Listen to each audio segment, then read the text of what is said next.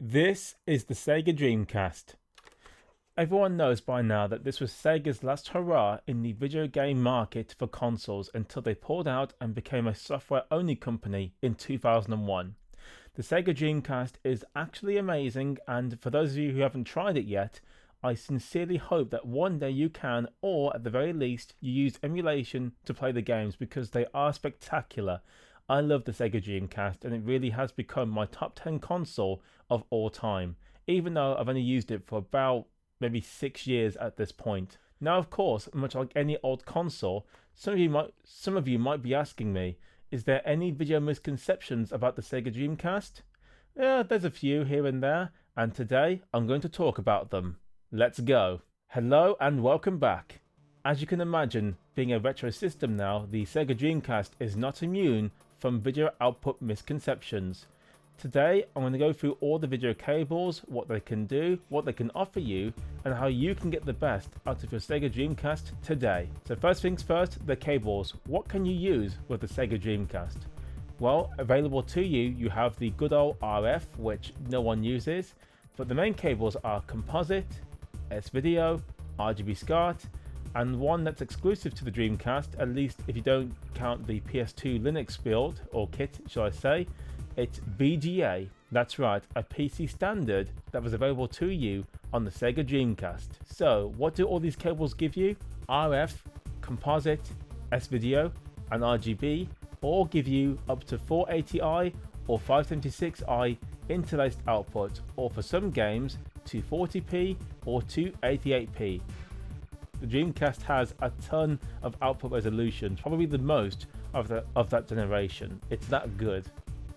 It has a wide range of resolution types, and I think that's all because of its PC architecture. After all, this thing could use Windows CE. In terms of quality, you know the score by now. RF is the worst, Composite is also bad, but then S-Video and RGB look respectable and pretty good. So what's the deal with VGA then? Well, VGA was a special connector type that the PCs could use, and this allowed the Dreamcast to output games in 480p progressive scan. Yes, it was the first console of the 6th generation to allow you to do this, and let me tell you, the images look fantastic. As you know, progressive scan is much better than interlace because it will scan the image in one go as opposed to two separate fields. But also there's just something about the output that looks especially clean when using VGA. It truly is a game changer. And of course you could experience it in many ways. For people back in the day, they had to use a PC monitor. In other words, they had to buy a PC monitor and then connect the Dreamcast to the VGA output. You could either buy a VGA cable, or you could buy the VGA boxes and all sorts of things. There's another way to get VGA today as well, but I'll talk about that later on. If you want the best out of the SEGA Dreamcast, you need to get VGA cables or a way to extract VGA from the console itself. But unfortunately, back in the day, most people didn't realize this, or they simply didn't have the means to get a VGA monitor to plug into the SEGA Dreamcast, and so most of us experienced the Dreamcast using one of the other cables that I've talked about already. So what is the problem with VGA cables? The problem is that although the vast majority of games do have VGA support, some games do not, which means if you attempt to play some games using VGA, you'll get a prompt warning which tells you that the game cannot be played with VGA, and you must use an AV cable, which meant RF, Composite, S-Video or RGB. This unfortunately meant that some games could not take full advantage of the Dreamcast's VGA's capabilities. Although thankfully the library of games that can't take advantage of the VGA output of the Dreamcast is quite small. And as I'll show you later, there's a way to sidestep this, which has also allowed more games to work using the VGA mode. So one myth that I need to dispel straight away is the RGB cable situation. Some people believe that if you use the RGB SCART cable on the SEGA Dreamcast, you will be able to use the 480p mode that the console can utilize at its maximum. This simply is not true. If you buy any bog standard RGB cable, it will only offer you up to 480i or 576i for the PAL versions. There is no way to get progressive scan using a bog standard RGB cable. I must also dispel the notion of the PAL region.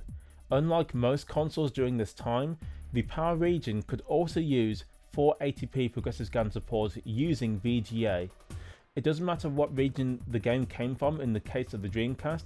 If that game had 480p support on an NTSC version, the PAL version will carry this over, meaning that you can play all your games PAL version or otherwise using the VGA cable at 480p. All Dreamcast consoles have the ability to output 480p the same way no matter which model you get. So thankfully, unlike say PlayStation 2 or Xbox or GameCube, where the different regions affected the progressive scannability of the console, in the case of the Dreamcast, you can get a PAL version or an NTSC version, and all models will have VGA support. All models will have 60Hz support.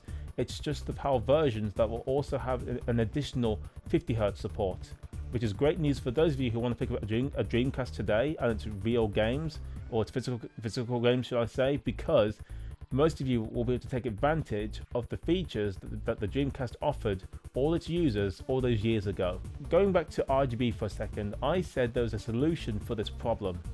So you can get today a SCART cable that has an inbuilt switcher, and this allows you to not only use the RGB mode that you would get normally with a SCART cable, but a flicker, a little switch, will allow you to use the 480p mode of the VGA mode. And this is what I use when I record Dreamcast footage today.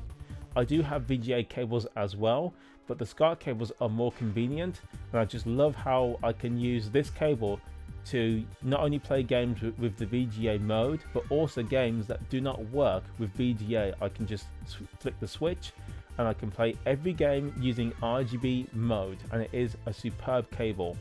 The problem is it will cost you about £40 to £50, at least in this country, if you go through Retro Gaming Cables, which is my one-stop shop for most of the cables that I buy for my retro systems. And of course you have to take advantage of it using hopefully an upscaler or any TV that can display 480p over SCART, but that's a great solution if you're willing to break the bank on video output. Regarding VGA, VGA is quite cheap, and thankfully a cheap VGA cable will cost you around £10 to £15 in this country, but that means you need to get an upscaler or a device or a display that can take advantage of VGA, or you'll have to get a VGA adapter of some kind that will work with your chosen display. Luckily, a lot of cheap to HDMI adapters work nowadays, so you can get the best out of the Dreamcast using those, although the video quality will be a bit less than if you used actual VGA cables, and you will still have the issue of games that are not compatible with VGA. In other words, some games will not work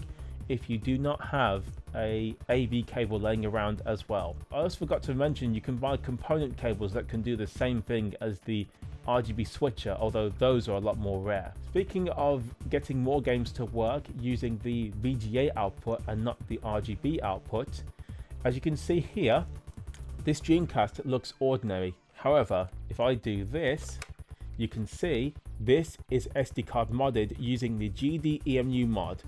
And what this allows me to do is to download ROMs onto the Dreamcast directly through an SD card, a full-size SD card by the way, which is terrific because it's much more reliable than your standard micro SD card slot.